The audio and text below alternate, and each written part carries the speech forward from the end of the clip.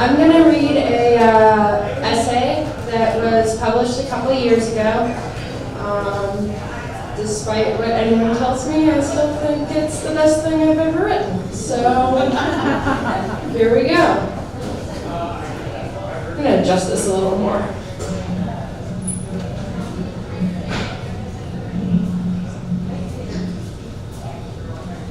When we lie side by side, your arm around me, all either of us can say is wow or goddamn and fuck, that was good. You close and warm in your cuddle-sized twin bed, the wet warm of your cum and my cum, sometimes mixed with lube, sometimes mixed with menstrual blood, blooms between my legs. Into a wet spot on the sheets under my ass, you run your fingers over the skin of my shoulder with your beautiful hands, clean and hairy, veined man hands. I don't get up to clean myself off because of a shake in my thighs, a beautiful weakness being exposed and vulnerable without fear. The faint light of your fish tank paints shadows around your red lips, the stubble on your cheeks, your face so much more beautiful because it belongs to you. Your eyes are at the ceiling, not looking at it. Bluish light reflected in dark brown eyes. I'll spend too much of tomorrow wondering what you see when you look at the ceiling. Maybe when you look up, you also see the last 7 months of us fucking. And is 7 months long enough? It will never be long enough. You will never fall for me. We are going to keep fucking around until you find someone to love as well as fuck. I don't only think of you when the sex wet patch spreads on the sheets beneath my pussy. I close my eyes but not to sleep, and you stare at the ceiling. I also think of a baby who doesn't exist. Birth control can fail. Everything can fail of you and a piece of me. I'd keep working at the cafe till I was ready to pop. We'd have hot, pregnant sex. I'd stop going to bars and quit smoking, be a healthy human being. I'd grow in the way that you can only grow so close to life and death. But I wouldn't. I'd figure out I was pregnant when I go to get my next shot of birth control in 3 months, and they give me a test. By that time, I'd have filled my body with too much booze and weed, cigarettes, and caffeine. My body is not a healthy place. I would get an abortion, and this thing that we're doing will have never made anything more than a puddle of fluids under my ass. I know that. The shake in my thighs stops. I have to go pee and I have to clean myself off. I get out of bed slow, keep my skin on your skin until I pull my dress over my head.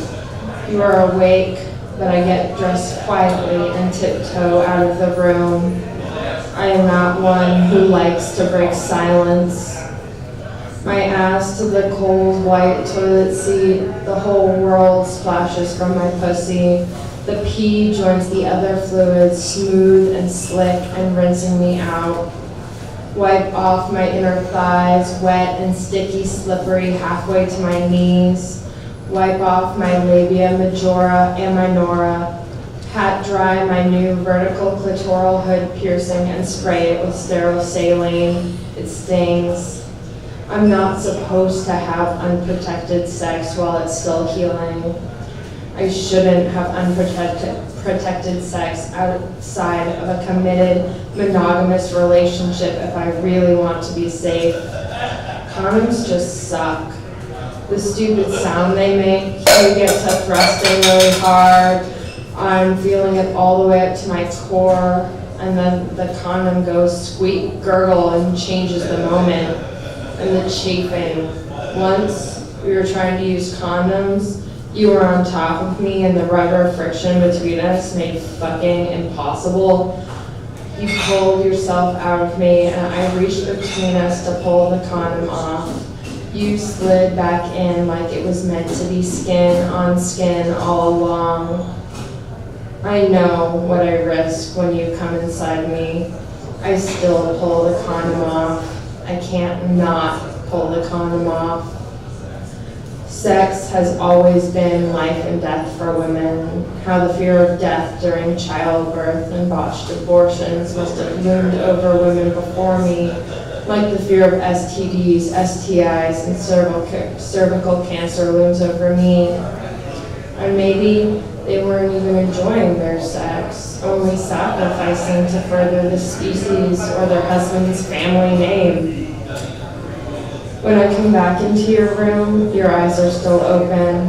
I can see them follow me across the cluttered carpet. I don't really know what's under my feet, but I try to step on clothes, nothing breakable. We are silent, but we smile at each other, all your straight white teeth in the dark.